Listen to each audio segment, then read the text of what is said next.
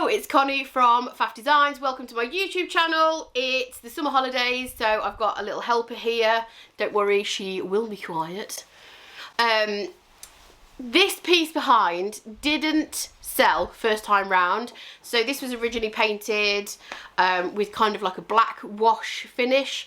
Hasn't sold, so I'm going to repaint it and give it a little bit more colour this time.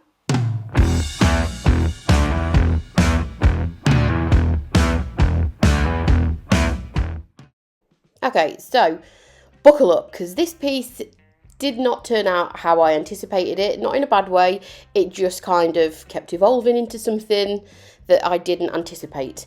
So to begin with, I had my helpful assistant and we put a base coat of yellow, which is called Daffodil in the Terra range. We put a base coat of yellow all over this piece. So as you can see, the previous finish was a sort of black wash, and we're trying to put a bright yellow over the top. So it's going to take a couple of coats to get that full coverage. I also wanted to build up some texture, which Terra is perfect for. By the second coat, my assistant had abandoned me and I was riding solo. So I'm just applying a second coat of Daffodil to get the coverage up. You can see how much it's sort of giving it better coverage on the second coat. I'm using a natural bristle brush because, like I say, I do want some texture in this piece. And don't you come for me in the comments for painting the handles on this piece. I just wanted to, so I did.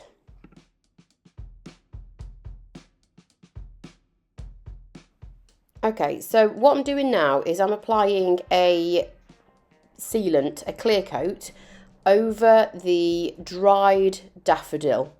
So daffodil's going to act as my base layer. I'm going to add an ombre effect over the top, but I do want the daffodil to appear in certain areas. So because Terra Paint is so easily reactivated with water, if you want to wet distress your piece, which is what I'm going to do later on, and you want the base layer to show through, i.e. in my case it's the daffodil colour and not the colour underneath or the wood, then you need to lock in that layer. So I'm just using clear coat in flat just to lock that layer in. Like I say, so all it means is when I distress that back later, the yellow will be prominent and not the wood underneath. I hope that makes sense. I left that to dry for a couple of hours and then I'm using the Big Daddy brush to get some colour on this piece. So the ombre effect that I'm going for is sort of an orange fade into a pink. So the orange colour that I'm using now is called Marigold. I am just placing the paint in the areas that I want it. So I want the orange fading into the pink. Like I say, I'm just building up where I want the paint for now. Don't worry about if it doesn't blend at this point. I'm just putting it where I want it. So I'm kind of fading that orange into the yellow. And then I'm going in with the pink colour, which is Bougainvillea. I think that's how you pronounce it. I'm going in with that at the bottom. So you can see I'm not starting immediately where the orange finishes, because this is a really strong colour. It's very pigmented and it's very strong. So if I was to start halfway up or where the marigold finished, that would kind of be a very harsh line and it would also not blend that well. So I'm just trying to take it a little bit lower down and then use what's left on my brush to kind of blend that upwards.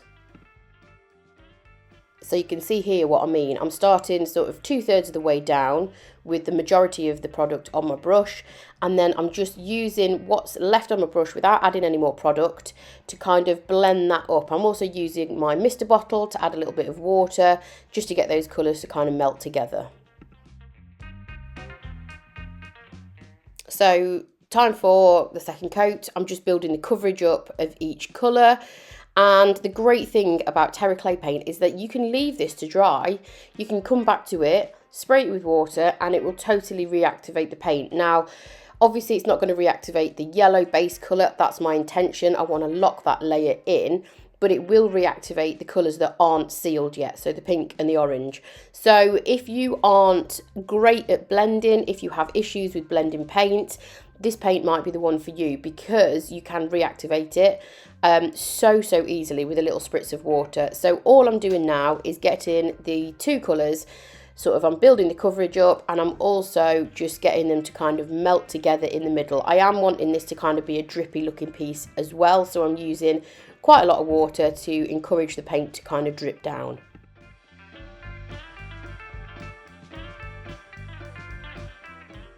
Okay, on to wet distressing. So all wet distressing is a form of distressing. It gives a slightly softer finish than traditional dry distressing, if you like, which is when you kind of sand your piece and reveal different colours underneath. So all I'm using is my mister bottle to either spray directly onto the surface of the piece or spray onto the rag that I'm using, and then you just wipe away at the paint that will still, obviously it'll reactivate because it's not been sealed, and my hope was that it will reveal the yellow underneath, and that's exactly what it did.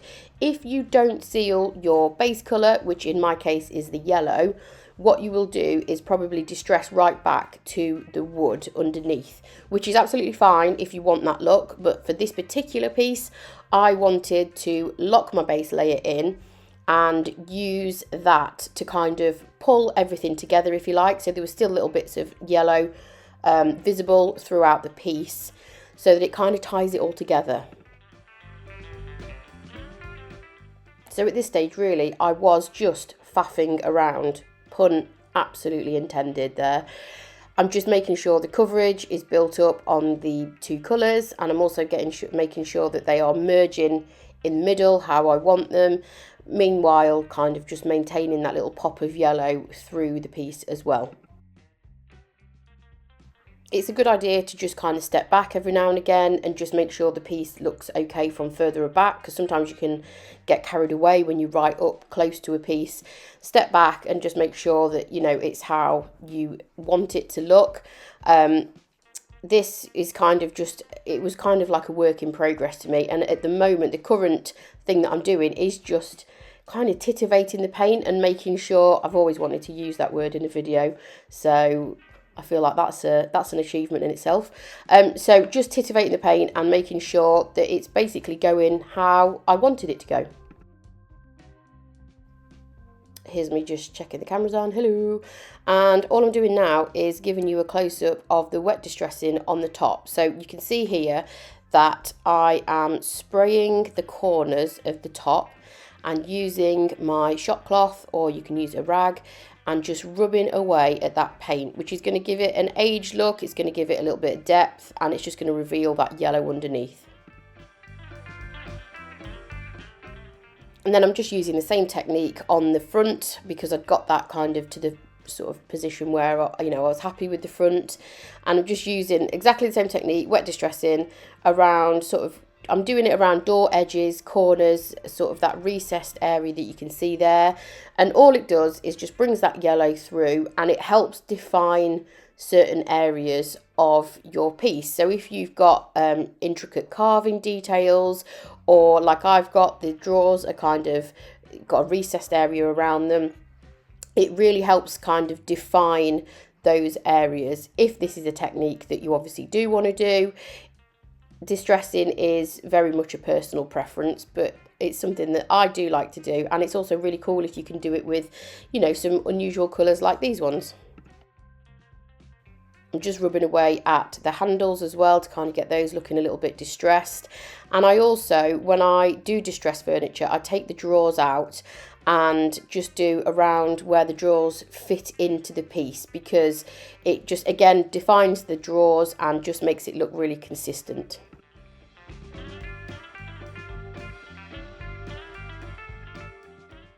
This piece has got an original piece of carving on the very bottom, so I'm just emphasising that using my finger and a little bit of that daffodil yellow to kind of bring it to life and make it pop. So I let this dry, completely dry overnight. I let it dry for a good 24 hours because obviously we had a lot of paint layers going on. I'd used a lot of water, so I wanted to make sure it completely dry before I sealed it. I'm using gator hide because that bad boy's back in stock, so make sure you go and grab some from your local retailer. And I am using a synthetic brush to apply Gator Hide all over the piece, and this is going to seal in the paint, because I'll be honest, I thought she was finished. I thought that's kind of how I wanted it to look, and I thought she was done. But she was not done. Anyway, you will have to stick around if you want to see what I did next. So you can see how applying a top coat over Terra brings all that vibrancy of the colours back. So as Terra paint dries, it gets a lot paler. Don't panic, when you add your top coat, all that vibrancy of the colours will come back to life. Some top coats are better suited to Terra paint than others, and that's just because it's very, very porous and it is easily reactivated. So Gator Hide works really well. I've also used clear coat in flat, and that works fabulously as well. There's also going to be a Terra wax, which is an oil-based wax released, but I don't have that at the moment. So I'm just going to use Gator Hide for this piece, and the good thing about Gator Hide is that it's super tough, super durable, and it's water resistant.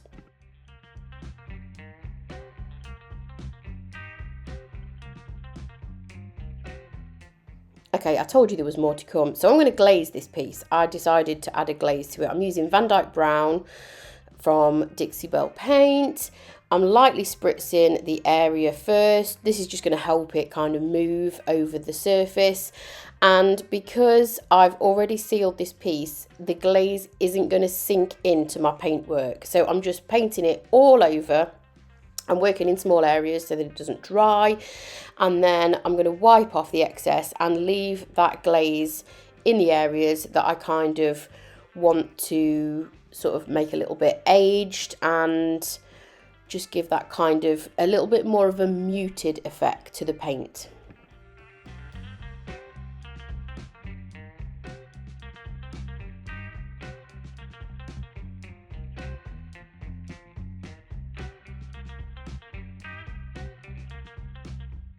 So glazing done. Still felt like it needed something else. So I decided to try some flowers, a little bit of floral detail on the door fronts, on those sort of panelled areas. So I got some of the kind of outline pieces from the Buds and Branches transfer. As always, I'll list all of the things below in the description that I've used. I cut out a small piece of that transfer and just kind of placed it where I wanted it on the door, or where I thought I wanted it. I literally had no idea how this was going to turn out, but I had seen a piece from Melissa from the Top Drawer RVA, who is also a brand ambassador for Dixie Belle. She had actually hand painted some flowers on a piece and it looked absolutely stunning. So I think my inspiration came from her kind of drippy flowers, although I am definitely no artist and I'm using a transfer. So the good thing about this transfer is it has no colour. It is just an outline, which means you can actually add your own paint if you want to. So I'm just placing it on the panel of the door, and then I'm going to grab my burnishing stick and just rub away until the transfer has been applied on the panel, and then lift off the backing sheet and you're left with a pretty flower. So you just rub and peel gently away until your transfer is firmly on your piece, and then just press it down with your finger. Just make sure it's all stuck down. And then I'm going to seal that with satin clear coat just to make sure that transfer is in place and nice and secure. And then I decided to add a little bit of colour. So like I say, the great thing about these transfers is because that's now sealed, make sure if you do want to paint over the top of a transfer, make sure you have sealed it first, because otherwise you could possibly cause that transfer to lift if moisture gets underneath. And I'm just using my hand. The colour that I'm using here, it's a Terra Paint colour. It's called Moonbeam and it's a white. And I'm just using my finger to place a little bit of colour over the flower transfer. And again, I'm kind of just making it up as I go along. Didn't really know how this was going to turn out, but I think it turned out okay. And I'm just using my Mr. Bottle to kind of promote that paint to drip down the piece. And yeah, just made it up as I went along. I added some of the pink, which is the bougainvillea. I added that colour back in as well, just to kind of tie it all in. Spritzed it with the water, and at this stage I'm feeling pretty chuffed with myself, I'll be honest. I'm just kind of getting the paint to drip down, but I don't want it to drip past the panel of the kind of that door panel, so I'm just making sure that I dab the excess water away. And I also added a little pop of yellow on the centre of the flower.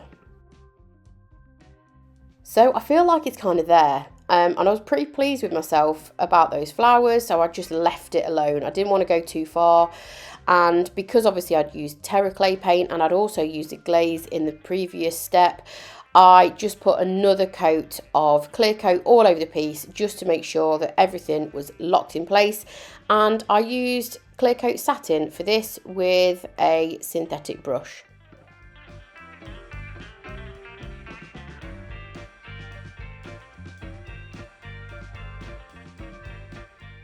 And I literally couldn't resist adding some wax. I just couldn't. So this is the final step, promise. Actually, it's not. I lied. There is another step that I did. Congratulations if you got this far of the video, by the way. So I'm using Best Dang wax in black with a premium chip brush, and I'm just going to add it around the corners of the door, that kind of panel detail, and it's just going to, it adds a little bit of depth to the piece, a little bit more depth to the piece. I just can't resist using wax. I have no excuse, basically.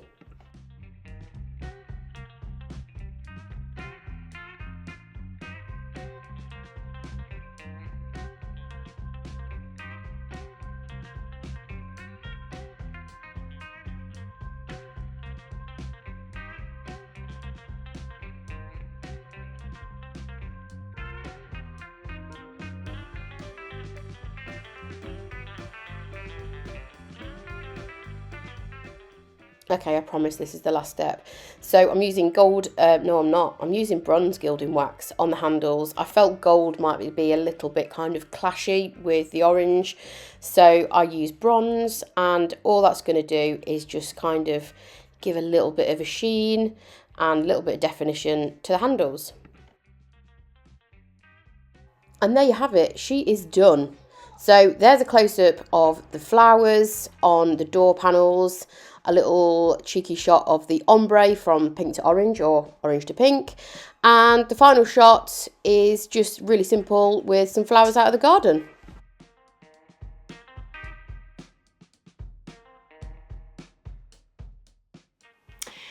Well, thank you for watching the video. I hope you enjoyed how it turned out, and I hope you enjoyed the process.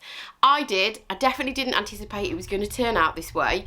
It kind of just evolved as it went along, but sometimes that's the way it goes.